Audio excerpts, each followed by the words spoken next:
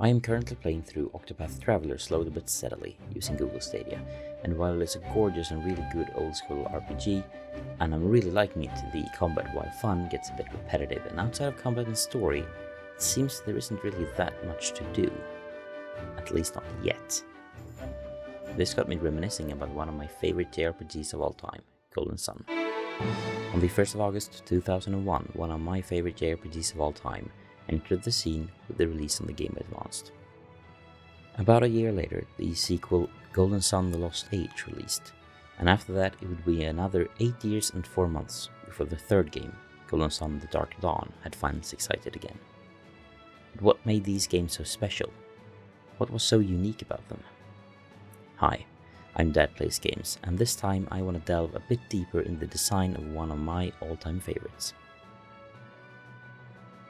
Golden Sun is set in a classic fantasy world with magic and monsters. They call spells psi energy and magic alchemy, and it's everywhere, but only some humans have learned to use this energy in spells. You play as a group of kids in a classic tropey fashion, trained to use the alchemy as psi energy, or a fancier way of saying, trained to use magic as spells, and set out in the world to save it from a sinister group who's trying to unleash this magic to the entire world, and in doing so risk ending it. In reality, things turn out to be a bit more complex than that, but more about that later. Throughout the first two games, which were actually developed as one game for the Nintendo 64, initially before it was transitioned to the Game Boy Advance, the size constraints of the cartridges led to the decision to split the game just as the story takes a bit of a twist. You see, in the first game, you play as the group led by a character named Isaac. After stopping the main antagonists, Saturus and Menardi, who are trying to light the lighthouses of alchemy, the second game takes over right where the first left off. Only this time you play as a group led by a character named Felix, who was initially on the side of Saturus and Menardi. These mages, or adepts as the game calls them, that you both play as and meet on occasion on your journey, all have different main elements, as is customary. But with the addition of elemental djinns to the game, those classes become quite fluid. Because adding a djinn from a different element will change the spells available and which are not, through hybrid classes with vastly different skill sets.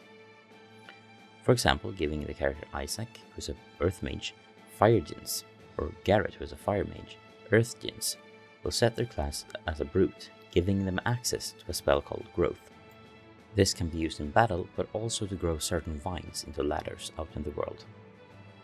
Or giving the character Ivan, who is a wind mage, water djinns will give him some healing spells and ice spells, while also removing some of his other ones, as well as alter his stats in different ways than adding a wind djinn would. You can even give characters djinns from all other elements than their own to enable really powerful classes, with the risk of them becoming much weaker if those djinns become set to standby or into recovery. Because you see, djinns in Golden Sun have 3 modes. Set, where the djinn provides useful stat boosts, class improvements and access to stronger spells. Standby, where after a powerful move the stat boost is removed and the djinn is now ready to be used to summon a godly attack, dealing a ton of damage. Or Recovery, where the djinn is resting from being used after a summon. This makes for some strategic battles, especially in the longer ones, where the risk-reward scenarios of using your djinns or not might be the difference between winning and losing. Story-wise, the game is at first glance your standard save the world fantasy story, but there's actually some depth in the storyline. The characters themselves are very talkative, making for some very long cutscenes, but on the upside, a lot of room for the characters to explain the world themselves and each other. And while the character growth is quite lacking at times, it does give you time to get to know the characters and their personalities. For a game with so much talking in chat bubbles, the dialogue never really seems to overstay its welcome to me. The silent protagonist thing is a bit strange in an otherwise chatty group, but it works out well enough with a bit of imagination. The most interesting part for me, however, is the previously mentioned perspective shift between the first and the second game, which are direct continuations of the same story and actually meant to be one game from the beginning. Because when you've spent the entire first game chasing the bad guys, stopping them from unleashing alchemy into the world with the 2 lighthouses, and a bunch of adventures in between, the second game begins just where the first one left off. Except this time you're following Felix and his group, who are on what you up to until now thought was the bad guy's side, and suddenly that border between good and bad begins to blur. You begin to explore the reason behind why magic is getting unleashed in the first place, and you realize it's not as clear-cut as it would seem. Felix's group is trying to activate the lighthouses that will unleash alchemy. As the story progresses, you realize that without unleashing alchemy, the world itself will die. But in doing so, you unleash power and monsters into the world, causing massive geographical chaos and more. It becomes a story of the lesser evil. But despite the clever use of djinns in combat and a surprisingly well-written storyline, it's outside of both combat and storyline that this game really shines for me.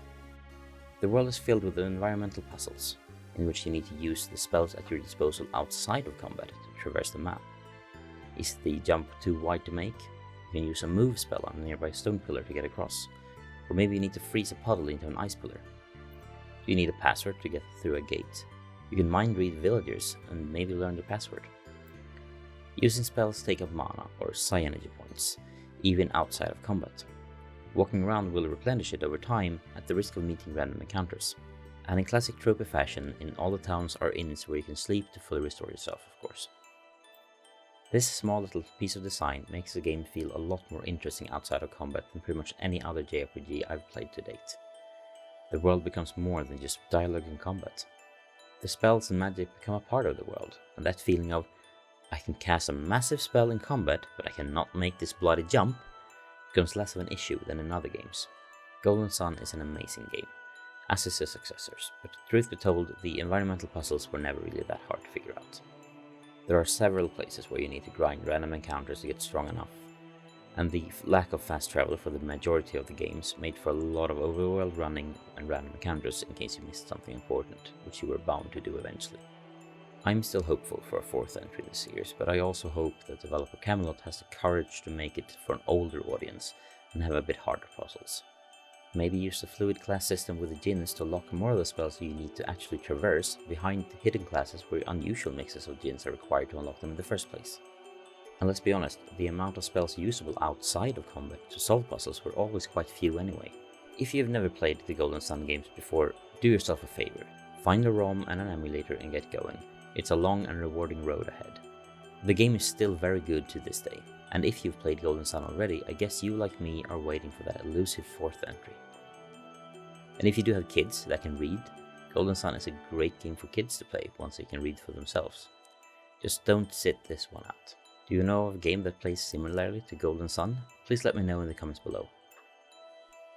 If you like this video, please hit the like button, and don't forget to subscribe to the channel for more videos like this. Videos and streams are a bit far in between each other, so do turn on the notification bell to avoid missing the next one. And hey, thank you for watching.